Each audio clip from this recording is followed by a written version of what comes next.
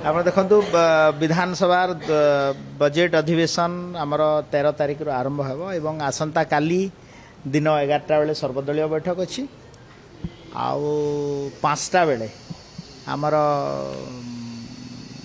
Bharatiya Janata party विधायक दल बैठक मध्य अच्छी एवं आपण जो कथा कहले जे मुझे कहबी नई न देखुनु नंगला आपण बजेट किसी आसी ना कौन हम बजेट रे सेटा तो इट्स ए सिक्रेट वन जिते फ्लोर ऑफ द हाउस रे honourable finance minister come honourable chief minister of Odisha Mohan चरण माझी जी फ्लोर ऑफ द हाउस रे बजेट रखिए से समय जना पड़ो लोकों कौन बजेट हम कौन हम तापरे मान्यवर महामहिम गवर्नर राज्यपाल ओडिशा जिते अभिभाषण रखिए